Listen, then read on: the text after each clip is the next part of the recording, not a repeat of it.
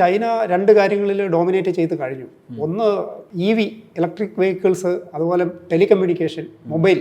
പിന്നെ ട്രംപ് വന്നപ്പോൾ 2019 ആദ്യത്തെ ഫസ്റ്റ് ട്രേഡ് വാർ തുടങ്ങി വെച്ചപ്പോൾ അവർ ചെയ്തത് അമേരിക്കയിലേക്കുള്ള ഏതോ 7 റെയർ എർത്ത് എലമെന്റ്സിന്റെ എക്സ്പോർട്ട് അവരങ്ങോട്ട് കൺട്രോൾ വെച്ചു. എക്സ്പോർട്ട് ചെയ്യണമെങ്കിൽ കൃത്യമായ പ്രോസസ്സിംഗ് വഴിയേ പറ്റുള്ളൂ, അനുവാദം വേണമെന്നാക്കി. മറ്റൊരു കാര്യം കൂടെ അവർ ചെയ്തു വെച്ചു, റെയർ എർത്ത് എലമെന്റ്സിന്റെ പ്രോസസ്സിങ്ങും പ്രൊഡക്ഷനും എല്ലാം ഗവൺമെന്റ് കൺട്രോൾ ഏജൻസി മാത്രമേ പറ്റുള്ളൂ, അല്ലെങ്കിൽ ഗവൺമെന്റ് കൺട്രോളിലേക്കായി ഏറ്റെടുത്തു, പ്രൈവറ്റ് കമ്പനികൾക്കില്ല. അപ്പോൾ അതുവഴി എന്താണെന്ന് വെച്ചാൽ ഇത് വേറെ ആർക്കും ആവശ്യമില്ലാതെ വിൽക്കാൻ പറ്റില്ല എന്നുള്ളതാണ്. പിന്നെ കഴിഞ്ഞ വർഷം 54% താരിഫ് ഏർപ്പെടുത്തിയപ്പോഴത്തേക്കും, കഴിഞ്ഞ വർഷമല്ല ഈ വർഷം ചെയ്തപ്പോഴത്തേക്കും അവർ വീണ്ടും വളരെ എസെൻഷ്യൽ ആയിട്ടുള്ള കുറേ റെയർ എർത്ത് എലമെന്റ്സിന്റെ എക്സ്പോർട്ട് അങ്ങ് സ്ക്യൂസ് ചെയ്തു. അതോടെ പ്രശ്നം വന്നിരിക്കുന്നത് വലിയ ചിപ്പ്, ഇന്റൽ, TSMC പോലെയുള്ള ചിപ്പ് മാനുഫാക്ചറിങ് കമ്പനികൾക്കും അമേരിക്കൻ മിലിറ്ററി അടക്കമുള്ള ആൾക്കാർക്കാണ്. കാരണം വാർ ഹെഡുകളിലും മറ്റ് മിസൈലുകളിലും ഒക്കെ ഉപയോഗിക്കേണ്ട പല ചിപ്പുകൾക്കും ഈ സാധനം ഇല്ലാതെ പറ്റില്ല. അപ്പം അത് ഒരു വലിയൊരു ശരിക്കും പറഞ്ഞാൽ അമേരിക്കയും ചൈനയും തമ്മിൽ ഒരു കോൾഡ് വാർ നടക്കുന്നുണ്ട് ഈ ടെക് ഡോമിനേഷന് വേണ്ടിയിട്ട്. അപ്പോൾ ചൈനയുടെ അടുത്ത ലക്ഷ്യം എന്ന് പറയുന്നത് റോബോട്ടിക്സും സെമി കണ്ടക്ടർ മാനുഫാക്ചറിംഗും ആണ്. അതിന് തടയിടാനായിട്ട് ചിപ്പ് എക്സ്പോർട്ടിലൊക്കെ കൺട്രോൾ അമേരിക്ക വെച്ചിട്ടുണ്ടെങ്കിലും